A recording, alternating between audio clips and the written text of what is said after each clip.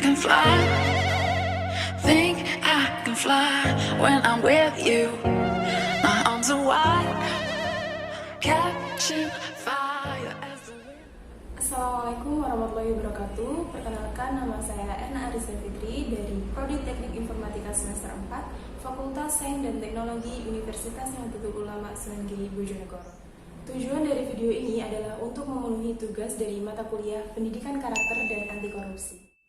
Nah, pada kesempatan kali ini, sesuai dengan mata kuliah yang diberikan yaitu Pendidikan Karakter dan Anti Korupsi, alangkah baiknya kita memahami dan mengetahui apa sih yang disebut dengan korupsi, bagaimana suatu tindakan tersebut dapat disebut sebagai tindak korupsi, apa saja faktor-faktor yang mempengaruhi dan mendorong suatu tindakan korupsi tersebut dapat terjadi, dan bagaimanakah korupsi dalam berbagai macam perspektif. Nah, ketika kita ingin mempelajari suatu hal, alangkah baiknya kita mengetahui apa pengertian dari hal tersebut. Oke, pertama-tama kita di sini akan membahas tentang definisi dan pengertian korupsi. Kata korupsi di sini diambil dari bahasa Latin yaitu corruption, yang diartikan secara harfiah sebagai bentuk kejahatan, kebusukan, keburukan, ketidakadilan, ketidakjujuran, kebejatan, dapat disuap, tidak bermoral, penyimpangan dari kesucian, dan berbagai macam bentuk semacam itu. Selanjutnya, pengertian korupsi adalah suatu tindakan seseorang yang menyalahgunakan kepercayaan dalam suatu masalah atau organisasi untuk mendapatkan keuntungan, baik untuk pribadi maupun untuk golongan tertentu. Nah, tindakan korupsi ini terjadi dari berbagai macam faktor. Nah, di sini kita juga akan membahas tentang faktor-faktor yang mendorong terjadinya suatu tindak korupsi. Penyebab korupsi di sini dikategorikan dalam dua faktor, yaitu faktor internal dan faktor eksternal. Yang pertama yaitu adalah faktor internal. Nah, faktor internal di sini adalah merupakan faktor-faktor yang didasari oleh sikap yang ada dalam diri seorang manusia itu sendiri. Nah, faktor-faktor internal yang mendorong suatu tindak korupsi itu terjadi diantaranya adalah satu, yaitu sifat tamak atau sifat rakus. Kedua, yaitu gaya hidup konsumtif. Dan ketiga, yaitu adalah moral yang kurang kuat. Selain itu, terdapat faktor eksternal yang mempengaruhi atau mendorong suatu tindak korupsi itu terjadi. Nah, berbeda dengan faktor internal, faktor eksternal di sini terjadi karena dorongan-dorongan dari lingkungan sekitar, seperti faktor ekonomi, faktor politik, dan faktor organisasi. Nah, sebenarnya istilah korupsi bukanlah suatu hal yang asing untuk didengar di zaman kita saat ini. Namun tidak sedikit dari kita para pelajar maupun orang-orang di luar sana yang mengetahui tentang korupsi secara menyeluruh. Mungkin di luar sana yang diketahui tentang korupsi adalah hanya tentang seseorang yang melakukan penggelapan dana, baik dalam suatu organisasi maupun sebuah instansi pemerintahan. Padahal tanpa kita sadari, banyak hal-hal kecil yang kita temukan dalam lingkup masyarakat yang tindakan tersebut merupakan suatu tindak korupsi. Lalu apa aja sih tindakan-tindakan yang bisa disebut sebagai suatu bentuk korupsi? Nah, di sini akan kita bahas tentang beberapa bentuk-bentuk korupsi. Di antaranya pemberian suap atau sogok, kedua penggelapan, ketiga, pemalsuan atau kecurangan, keempat, pemerasan, kelima, pilih kasih, keenam, hadiah atau gratifikasi, ketujuh, kerugian keuangan negara, delapan, benturan kepentingan dalam pengadaan, sembilan, kontribusi atau sumbangan ilegal. Nah, di sini kita akan membahas satu persatu bentuk-bentuk korupsi yang sudah saya sebutkan di awal tadi. Yang pertama yaitu pemberian suap atau sogok. Nah, suap di sini merupakan suatu bentuk hadiah, penghargaan, pemberian atau keistimewaan yang dijanjikan untuk merusak pertimbangan atau tingkah laku, terutama dari seseorang yang disebut sebagai pejabat publik. Yang kedua yaitu adalah penggelapan. Penggelapan merupakan tindak penipuan dan pencurian sumber daya yang dilakukan oleh pihak-pihak tertentu yang mengelola sumber daya tersebut, baik berupa dana publik atau sumber daya alam lainnya. Penggelapan merupakan suatu tindakan yang tidak jujur dengan menyembunyikan barang atau harta seseorang oleh satu orang atau lebih tanpa sepengetahuan pemilik barang tersebut dengan tujuan untuk mengalih milik, menguasai, atau untuk tujuan yang lainnya. Ketiga yaitu adalah pemalsuan atau kecurangan. Kecurangan atau fraud merupakan suatu tindakan kejahatan ekonomi yang melibatkan suatu penipuan atau trickery or swindle, yang termasuk di dalamnya adalah suatu proses manipulasi atau mendistorsi suatu informasi dan fakta yang bertujuan untuk mengambil keuntungan-keuntungan tertentu. Beberapa contoh diantaranya yaitu penyalahgunaan aset perusahaan dengan menggunakan atau mengambil aset perusahaan untuk kepentingan pribadi. Kecurangan laporan keuangan merupakan bentuk kecurangan dengan menyembunyikan informasi keuangan, mengatur laporan keuangan, dan mengubah laporan keuangan. Keempat yaitu pemerasan. Pemerasan merupakan suatu tindakan meminta uang atau sumber daya lainnya dengan cara paksa atau disertai dengan intimidasi tertentu oleh pihak yang memiliki suatu kekuasaan. Contoh yang sering kita temui dalam kehidupan sehari-hari adalah seperti pembuatan KTP, SIM, atau surat-surat penting lainnya. Nah, salah satu contoh yang sering kita ketahui atau kita temui dalam kehidupan masyarakat kita sehari-hari yaitu adalah ketika kita membuat KTP. Nah, ketika kita ingin mengurus pembuatan KTP, kita akan datang menghadap kepada pegawai kelurahan dan seringkali kita jumpai pegawai tersebut akan meminta sejumlah uang dengan alasan sebagai biaya administrasi pembuatan KTP tersebut. Nah, ketika kita tidak memberikan uang yang diminta oleh pegawai tersebut, maka pegawai pun tidak akan memberikan atau membuatkan KTP yang kita butuhkan. Sehingga, mau tidak mau, kita harus memenuhi apa yang diminta oleh pegawai tersebut, yaitu memberikan uang yang disebut sebagai biaya administrasi itu. Kelima yaitu adalah pilih kasih. Yang disebut dengan pilih kasih di sini adalah mekanisme penyalahgunaan kekuasaan yang berimplikasi pada tindakan privatisasi sumber daya, memberikan pelayanan yang berbeda kepada keluarga, teman, afiliasi partai politik, suku, agama, dan golongan yang bukan merupakan alasan objektif seperti kemampuan kualitas, rendahnya harga, dan profesionalitas kerjanya. Keenam yaitu hadiah atau gratifikasi. Gratifikasi merupakan suatu hadiah, imbalan atau balasan atas jasa atau manfaat yang diberikan secara sukarela tanpa ajakan atau janji.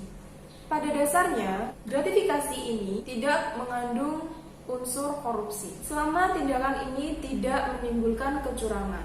Maka dari itu, gratifikasi dalam konteks bentuk tindakan korupsi harus dilihat dari perspektif kepentingan gratifikasi. Pemberian hadiah tidak dikatakan sebagai bentuk korupsi apabila bersifat terbuka dan bukan rahasia, tidak menyebabkan pelanggaran tugas dan hak publik maupun pemerintah, dan tidak merupakan penggelapan dana pemerintah atau pemerasan publik. Sedangkan suatu hadiah dapat dikatakan sebagai tindak korupsi ialah ketika hadiah tersebut disalahgunakan dan menjadi lahan subur pemerasan oknum. Hadiah tersebut berpengaruh pada perubahan kebijakan, keputusan atau tanggung jawab si penerima. Dan pemberi hadiah memiliki self-interest untuk mengeruk keuntungan jangka panjang.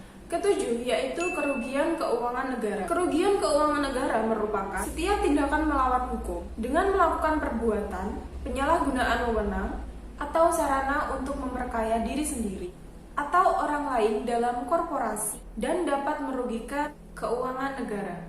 Pada proyek-proyek pemerintahan, banyak terjadi kasus yang termasuk dalam kategori merugikan keuangan negara. Misalnya, pada proyek-proyek pembangunan, pada rencana anggaran biaya atau RAB terdapat biaya penggunaan sebesar 200 juta rupiah atau lebih. Namun pada kenyataannya, biaya yang digunakan tidak mencapai angka 200 juta tersebut. Kedelapan, yaitu benturan kepentingan dalam suatu pengadaan. Pengadaan merupakan proses, cara, atau tindakan untuk menyediakan dan mengadakan. Pada konteks ini, pengadaan yang dimaksud adalah pengadaan barang atau jasa yang digunakan untuk operasional sebuah instansi. Dan proses pengadaan ini dapat juga melibatkan pihak ketiga sebagai pemasok melalui mekanisme tender. Nah, tender merupakan tawaran untuk mengajukan suatu harga, memborong pekerjaan, ataupun menyediakan barang. Nah, pegawai negeri atau penyelenggaraan negara, baik langsung maupun tidak langsung, dengan sengaja turut serta dalam pemborongan, pengadaan atau persewaan yang pada saat dilakukan perbuatan untuk seluruh atau sebagian ditugaskan untuk mengurus atau mengawasinya. 9, yaitu kontribusi atau sumbangan ilegal. Hal ini terjadi apabila partai politik atau pemerintah sedang berkuasa pada waktu itu menerima sejumlah dana sebagai kontribusi dari hasil yang dibebankan kepada kontrak-kontrak pemerintahan. Selanjutnya, kita akan membahas tentang bagaimana korupsi dalam berbagai macam perspektif. Mungkin di sini ada yang belum mengetahui apa sih perspektif korupsi itu. Nah, perspektif korupsi merupakan sebuah sudut pandang terkait permasalahan sebuah korupsi. Nah, permasalahan korupsi dapat dilihat dari berbagai macam perspektif, meliputi perspektif ideologi atau Pancasila, perspektif hukum, perspektif budaya, dan perspektif agama. Pertama, yaitu korupsi dalam perspektif ideologi atau Pancasila. Dari sudut pandang hukum, tindak pidana korupsi secara garis besar mencakup unsur-unsur sebagai berikut. Pertama, perbuatan melawan hukum. Kedua, penyalahgunaan kewenangan, kesempatan, atau sarana. Ketiga, memperkaya diri sendiri, orang lain, atau korporasi. Keempat, yaitu merugikan keuangan negara atau perekonomian negara. Selain itu, terdapat beberapa jenis tindak pidana korupsi yang lain, di antaranya memberi atau menerima hadiah atau janji. Kedua, penggelapan dalam jabatan. Ketiga, pemerasan dalam jabatan. Keempat, ikut serta dalam pengadaan. Dan terakhir yaitu menerima gratifikasi. Kedua, yaitu korupsi dalam perspektif hukum. Menurut perspektif hukum, definisi korupsi dijelaskan secara gamblang dalam 13 buah pasal dalam Undang-Undang Nomor 31 Tahun 1999 yang telah diubah dengan Undang-Undang Nomor 20 Tahun 2001 tentang pemberantasan tindak korupsi. Jenis tindak pidana yang berkaitan dengan tindak pidana korupsi adalah 1. Merintangi proses pemeriksaan perkara korupsi. 2. Tidak memberi keterangan atau memberikan keterangan yang tidak benar. Ketiga, bank yang tidak memberikan keterangan tentang rekening tersangka. 4. Saksi atau ahli yang tidak memberikan keterangan atau memberikan keterangan palsu. Kelima, orang yang memberikan rahasia jabatan, tidak memberikan keterangan atau memberikan keterangan yang tidak benar. Terakhir yaitu saksi yang membuka identitas pelapor.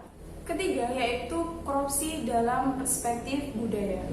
Dalam perspektif budaya, korupsi menjadi suatu yang dianggap biasa karena telah dilakukan, baik secara sadar maupun tidak sadar dalam sikap hidup sehari-hari. Jika dikategorikan secara berjenjang, perilaku seseorang terhadap praktik korupsi dimulai dari sangat permisif, anti korupsi, dan sangat anti korupsi. Dalam hal ini, pelaku sadar bahwa tindakannya akan merugikan suatu pihak dan akan ada konsekuensi yang dihadapinya apabila kecurangan itu diketahui. Keempat, yaitu korupsi dalam perspektif agama Islam. Islam sebagai agama yang syamil sangat mengharamkan praktik suap menyuap. Bahkan Rasulullah SAW mengutuk atau melaknat para pelaku hingga penghubung suap menyuap sebagaimana hadis tersebut. Dalam agama Islam, praktik-praktik korupsi itu digolongkan ke dalam 4 bagian, yaitu gulul, syarikoh, khianat, dan riswah. Pertama, yaitu gulul. Gulul merupakan penyalahgunaan jabatan, dan jabatan adalah suatu amanah. Oleh sebab itu, penyalahgunaan terhadap amanah hukumnya adalah haram dan termasuk sebagai perbuatan tercela. Perbuatan gulul di sini misalnya menerima hadiah komisi, atau apapun namanya yang tidak halal dan tidak semestinya diterima. Kedua yaitu syarikoh. Syekh Muhammad An-Nawawi Al-Bantani mendefinisikan syarikoh dengan orang yang mengambil suatu secara sembunyi-sembunyi dari tempat yang dilarang mengambil dari tempat tersebut. Jadi syarat syarikoh yaitu harus ada unsur mengambil yang bukan haknya secara sembunyi-sembunyi dan juga mengambilnya dari tempat yang semestinya. Kalau ada barang ditaruh di tempat yang tidak semestinya untuk menaruh barang, menurut beliau bukan termasuk kategori syarikoh. Islam mengakui dan membenarkan hak milik pribadi. Oleh karena itu, Islam akan melindungi hak milik tersebut dengan undang-undang. 3 yaitu khianat. Khianat adalah tidak menepati sebuah amanah. Ia merupakan sifat tercela. Sifat khianat adalah salah satu sifat orang munafik. Sebagaimana sabda Rasulullah SAW bahwa tanda-tanda orang munafik itu ada 3, yaitu apabila berkata ia akan berdusta, apabila berjanji ia akan ingkar, dan apabila diberi amanat dia akan berkhianat. Oleh karena itu, Allah Subhanahu wa Ta'ala sangat membenci dan melarang khianat. Keempat yaitu riswah atau suap. Secara harfiah, suap atau riswah berarti al-birtil, batu bulat, yang jika dibungkamkan ke mulut seseorang, ia tidak akan mampu berbicara apapun. Jadi, suap bisa membungkam seseorang dari suatu kebenaran. Menurut Ibrahim An-Nakhai, suap adalah suatu yang diberikan kepada seseorang untuk menghidupkan kebatilan atau untuk menghancurkan sebuah kebenaran. Syekh Abdul Aziz bin Abdullah bin Bas mendefinisikan suap dengan memberikan harta kepada seseorang sebagai kompensasi pelaksanaan maslahah, tugas atau kewajiban yang tugas itu harus dilaksanakan tanpa menunggu imbalan atau uang tip. Nah, itu dia sedikit pembahasan kita terkait korupsi. Buat kalian yang ingin bertanya atau ada beberapa penjelasan saya yang kurang dimengerti atau kurang dipahami, kalian bisa komen di bawah. Kalian bisa mengajukan pertanyaan yang menurut kalian belum terjawab di video ini. Semoga video ini dapat memberikan informasi lebih ke kalian. Kalau kalian suka dengan video ini, jangan lupa untuk klik tombol like dan share ke teman-teman kalian agar video ini lebih bermanfaat untuk kita semua. Sekian dari saya, kurang lebihnya saya mohon maaf. Akhirul kalam, wallahu muwaffiq ila aqwamit thoriq. Wassalamualaikum warahmatullahi wabarakatuh. Think I can fly, think I can fly when I'm with you. My arms are wide, catching